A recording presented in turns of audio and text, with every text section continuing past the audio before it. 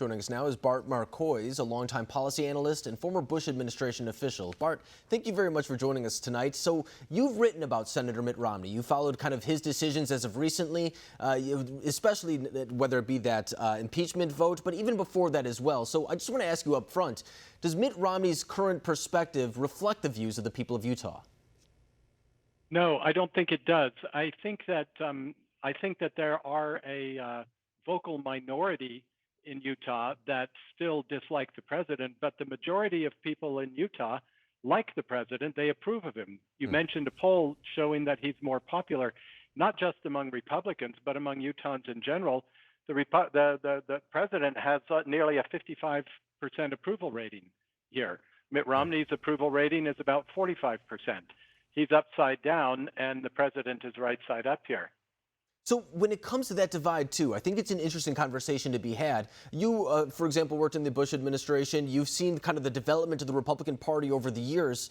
What has changed? Has Mitt Romney changed, or has the Republican Party changed with President Trump? Oh, I think everything has changed. Everything, everywhere.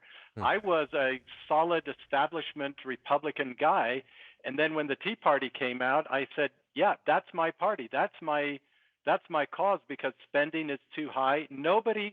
Everybody promised, Republicans, conservatives, Americans, independents, promised us what we said we wanted, but then they got to Washington and they changed. And we supported Mitt Romney thinking that he was going to fix it. Mitt can fix it. That was the slogan. But he choked. He made a conscious decision in that second debate to dial back his criticism of Barack Obama.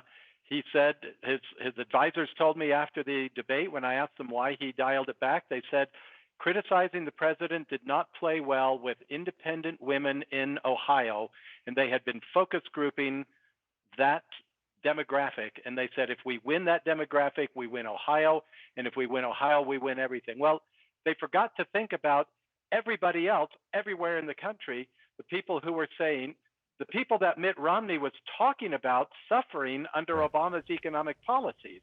He sounded a lot like Donald Trump in that clip that you played. Yeah. But he forgot about those people.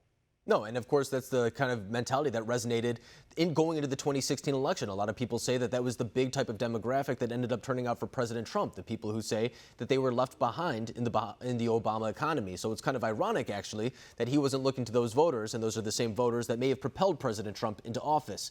But I think that this whole type of conversation brings up an interesting one within the Republican Party, is that there are current divides, or at least some people would tell you that they're divides. Never-Trumpers, for example, as they like to call themselves, say that the party will kind of rebound back to a direction that it was once going, where a lot of supporters of the president say that now the more populist, nationalistic type of conservative movement is the future of the party. What do you believe the future of the Republican Party is?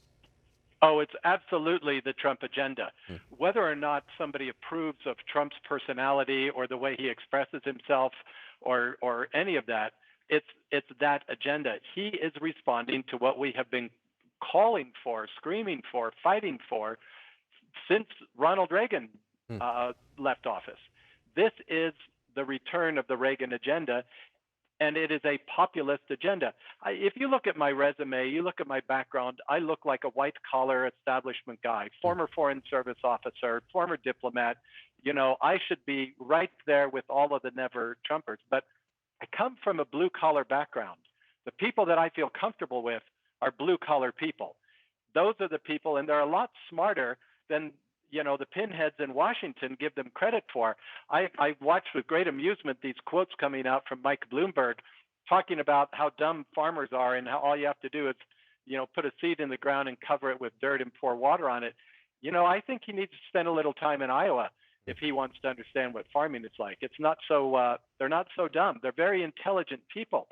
And if somebody wants to run him and Mitt Romney together on a third-party bid, please, Lord, answer that prayer. Let them do it, because that's not going to take away any support from President Trump. And really quick before I let you go, too, because you see the divide on the Democratic side as well. You see that right now it is kind of leaning towards a more progressive, as they would call it. Their critics would say a more socialistic type of direction, while there's another part of the party that wants to kind of maintain this institutional establishment, more moderate wing.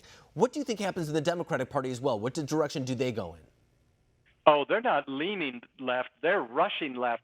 They've jumped off the cliff and they're falling as far left as they can get.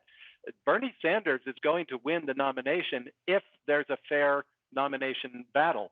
The Democrat establishment will try to stop him, but if they do, the Bernie bros are going to burn not just Milwaukee down, they'll burn the country down. It is a nasty tooth and nail, daggers to daggers fight in the Democrat Party.